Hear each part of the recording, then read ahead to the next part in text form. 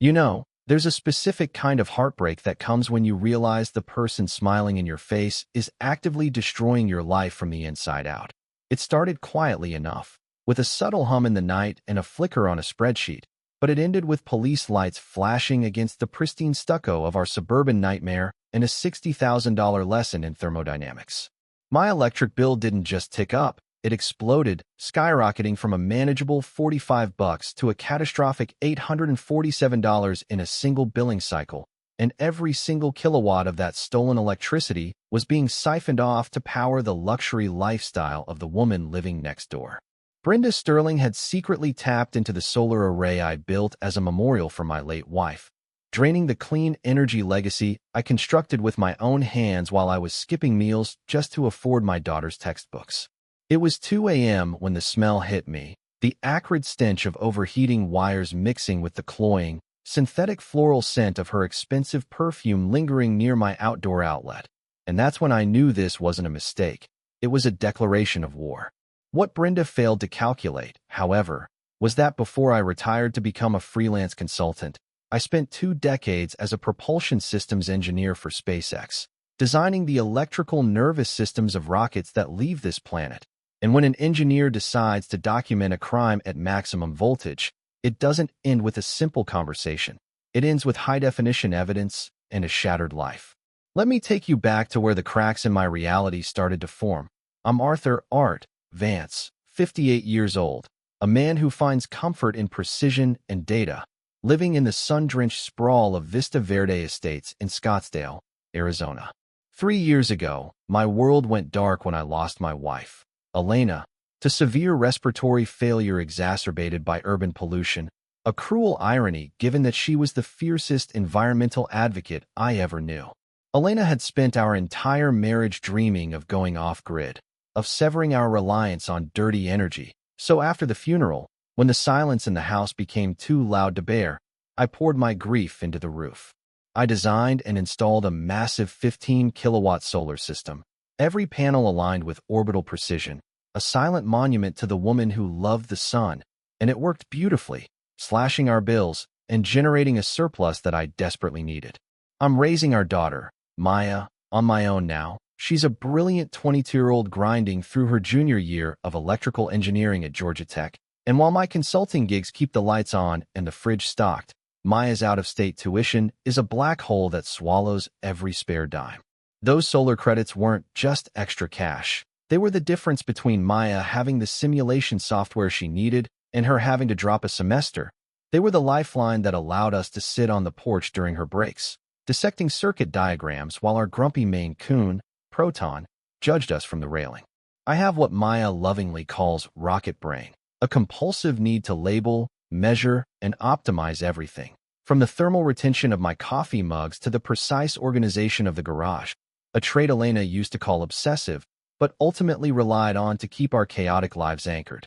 And then, like a storm front moving in against the wind, came Brenda Sterling, the newly appointed president of the Vista Verde Estates Architectural Committee, a woman who wielded her clipboard like a weapon and treated the neighborhood bylaws as holy scripture. Imagine every HOA horror story you've ever scrolled past on Reddit.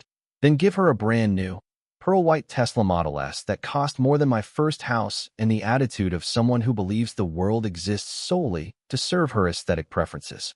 Brenda had recently remarried a high-end car dealer named Richard, and she compensated for her deep-seated insecurities by patrolling our streets, measuring grass height with a ruler, and sniffing out non-compliant mailboxes. You couldn't miss her, the aggressive hum of her Tesla's cooling fans running constantly in the driveway next to mine, the click-clack of her designer heels on the pavement as she hunted for violations, always turning just so to let the Arizona sun flare off her diamond ring. It began on a Tuesday. I was grilling a budget steak for Maya's visit when Brenda breezed onto my property, holding a heavy-duty orange extension cord and a stack of papers that looked vaguely official.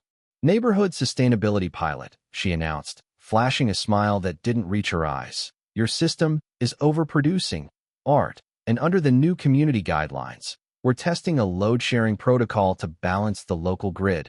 And before I could even ask to see the bylaws or the authorization, she had plugged into my exterior maintenance outlet, and was already unspooling cable toward her driveway. It happened so fast, executed with such supreme confidence, that I was left standing there with my spatula, wondering if I'd missed a meeting, but the numbers didn't lie. The first month, the bill jumped to $150, then $300, and then came the heartstopper, the $800 monster that hit my inbox like a physical blow. Brenda hadn't just borrowed a cup of sugar. She had upgraded her setup while I wasn't looking, hiring a contractor to install a hardline charging pedestal that tapped directly into my external junction box. And when I confronted her, she waved a laminated participant agreement in my face. Maya called me that afternoon in tears because she couldn't afford the lab fees for her capstone project, and I had to raid the emergency fund, money I had been saving for her graduation gift, just to keep her enrolled. And even Proton suffered, glaring at me as I filled his bowl with generic dry food instead of his usual wet mix. I didn't scream. I didn't throw a punch. I did what 20 years at SpaceX trained me to do. I gathered data. I installed a commercial-grade power analyzer on my main feed, the kind we use to test thruster solenoids, and the readout was damning. Brenda's Tesla was pulling 75 kilowatt-hours every single night. She was charging during the dark hours when my solar production was zero, forcing my meter to pull expensive grid power while destroying my net metering credits. I built a dossier, a binder thick with graphs, timestamps, and chronologically arranged photos, and I marched over to her pristine doorstep to present the bill for $2,400 in stolen energy. "You're being hysterical, Art," she laughed, barely glancing at the spreadsheet as the chemical smell of her spray tin wafted over me. "It's a community asset. We're all in this together. Stop being so selfish." When I demanded to see the board minutes approving this program, she shut the door in my face, but I dug deeper, pulling the official HOA records from the management company, and discovered the truth. There was no pilot program, no vote, no approval. Brenda had forged the documents using scanned signatures and stolen letterhead. She was running a fraud operation right out in the open, drinking my electricity like a vampire at a blood bank while I paid the tab. I cut her off, physically locking the outlet with a heavy-duty steel box, thinking that would be the end of it, but I underestimated the ferocity of a narcissist denied her supply. The next day, I received a formal violation notice from the Vista Verde board, citing me for obstruction of approved green infrastructure and slapping me with a $200 daily fine, threatening a lien on my house if I didn't remove the lock. Maya called again, her voice shaking, telling me she was skipping meals to save money. And as I looked out the window at Brenda's Tesla gleaming under my security lights, something inside me snapped, shifting from defensive to cold, calculated aggression. The escalation was immediate and brutal, a tactical nuke dropped on my quiet suburban life. As Brenda didn't just want my power, she wanted my submission. A few days after I locked the box, I came home to find a stranger in a utility vest kneeling at my main breaker panel, drilling through the stucco to bypass my security measures. "Who are you?" I demanded, my voice trembling with adrenaline, and the guy looked up, startled, mumbling that he was hired by the Vista Verde Committee to perform emergency easement maintenance. Brenda appeared right on cue, strutting across the lawn with her phone out, recording me. "You're harassing authorized contractors, Art. This is a violation of the community covenant," she sneered, claiming the HOA had an easement right to access any electrical infrastructure for the greater good. I chased the electrician off by demanding his license number and city permit, neither of which he had. But the damage was done. She was willing to perform unpermitted, illegal work on my home to keep her car charged. I consulted a lawyer, a sharp guy named David, who looked at my evidence and sighed, telling me that while she was committing fraud and theft, the civil court battle to stop an HOA board member would cost me a $5,000 retainer I didn't have, and the police would likely call it a civil matter, until the damages were astronomical. I felt trapped, watching my bank account drain while Brenda smirked at me from her driveway. But then, during a late-night deep dive into public records, the pieces of the puzzle clicked into a horrific picture. Brenda and Richard weren't rich, they were drowning. Public tax records revealed they owed over $40,000 in back taxes. Richard's dealership was in Chapter 11 bankruptcy, and their house, the one with the manicured lawn, was in active foreclosure.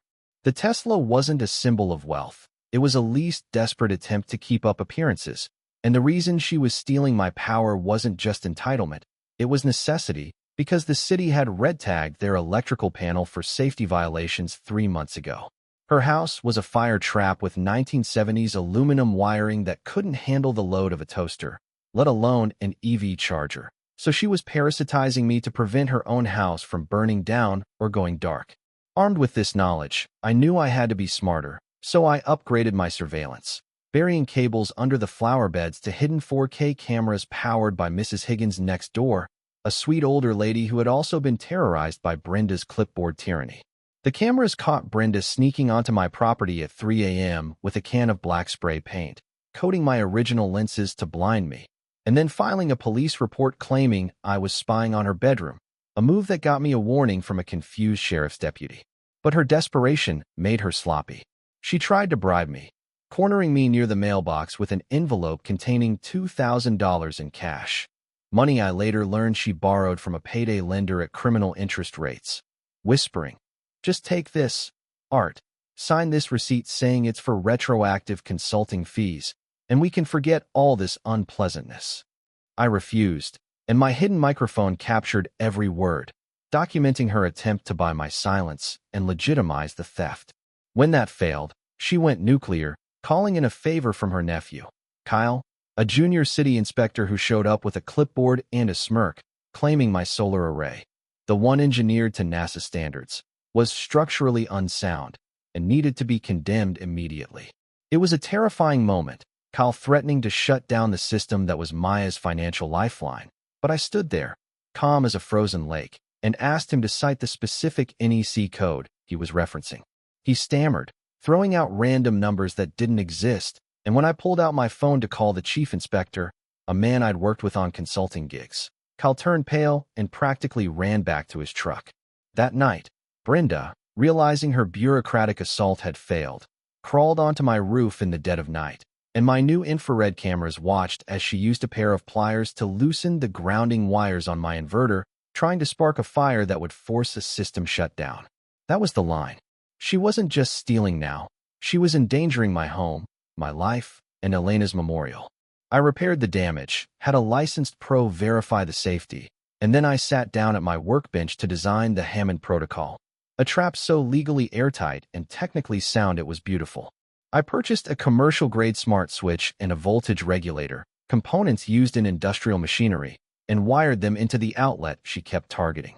The setup was simple. The outlet would provide standard 120-volt household current, totally safe, until I sent a command from my phone to switch it to 240-volt industrial power. Here's the physics. Tesla charging ports have a safety mechanism called the high-voltage protection mode. If the car detects a sudden, massive surge or irregular voltage profile that threatens the battery, physical locking pins engage to clamp the cable into the port, sealing it tight to prevent an arc flash that could occur if you yanked a live cable. Once those pins engage, the car bricks itself, displaying a service-required message that only a Tesla technician with a proprietary laptop can unlock. I wasn't damaging her car. I was letting her car's safety systems work exactly as designed. I plastered the area with bright yellow warning signs. Danger. High voltage testing area. Authorized use only. Variable output.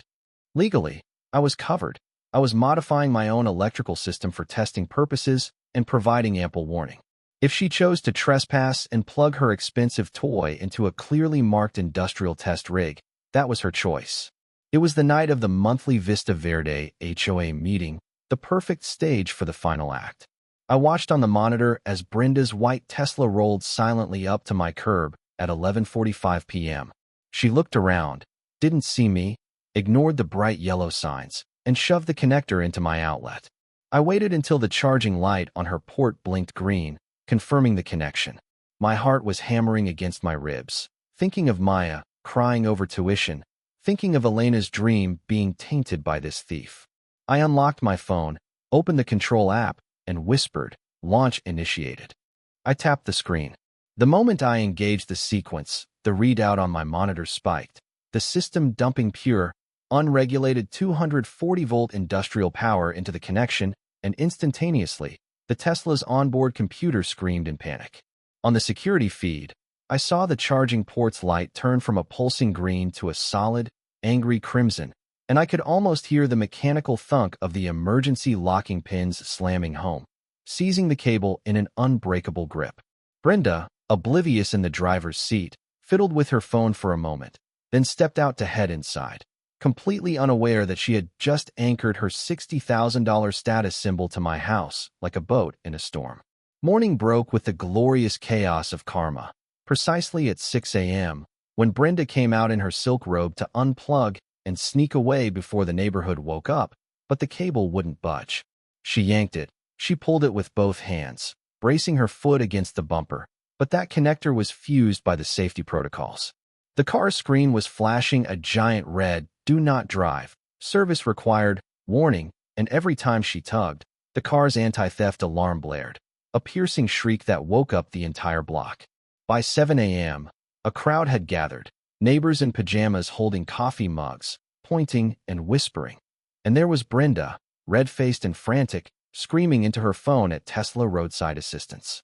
But the real show began that evening at the HOA meeting, held in the community center just down the street. Brenda's car was still there, forming a ludicrous tripwire across the sidewalk that everyone had to step over to get to the meeting, a physical testament to her greed. The local news crew, who had been tipped off by Mrs. Higgins about a neighborhood solar dispute, was there with cameras rolling as the meeting started. Brenda tried to take control, standing at the podium with tears in her eyes, claiming I had sabotaged her vehicle out of spite, that I was a tech-obsessed madman who hated the community. "I'd like to respond to that," I said, standing up from the back row, connecting my laptop to the projector. I didn't yell. I didn't rant. I simply presented the data. The screen filled with the graphs showing the massive nightly spikes, the months of bills, the photos of her illegal connections, the video of her spray painting my cameras, and finally, the audio recording of her trying to bribe me with the cash she didn't have. "This isn't a malfunction," I told the stunned room. "This is a safety feature. The car locked itself to protect the battery because you plugged it into a high-voltage industrial test outlet clearly marked with warning signs, an outlet you were stealing from." The room went silent, the air sucked out of the space, until the silence was broken by the heavy thud of boots. The sheriff's deputies, who I had called hours earlier with my attorney present, walked in. They weren't there for a noise complaint. They were there for grand larceny, criminal mischief, and felony fraud. Because I had documented the value of the electricity, over $4,000, and the damage to my system, it wasn't a civil dispute anymore. It was a felony. Brenda was arrested in front of the entire neighborhood, handcuffed while still wearing her president badge, sobbing as they led her past the news cameras. The fallout was total and absolute. Richard's dealership collapsed under the scrutiny. The bank foreclosed on their house within 60 days, and the Tesla was repossessed, eventually dragged away on a flatbed after a technician spent 3 hours unlocking the port. Brenda took a plea deal to avoid prison, getting probation and thousands of dollars in restitution, money that immediately went into Maya's tuition fund. Maya graduated last spring, debt-free, and as she walked across that stage, I looked up at the sky, thinking of Elena, knowing she would have loved the engineering elegance of the solution. It brings closure, sure, but as I sit here on the porch with Proton, watching the sun dip below the horizon, I still wonder about the thin line between justice and vengeance. I destroyed a woman's life, granted, a life built on lies and theft, but I pulled the trigger that collapsed her house of cards. Does the punishment fit the crime when the victim holds all the technical cards? Did I defend my home, or did I just enjoy the trap too much? I know my answer, but I want to know yours. Drop a comment below. Tell me if you think I went too far or if Brenda got exactly what she ordered. Don't forget to like and subscribe for more stories from the engineering front lines. Stay safe and keep your voltage high.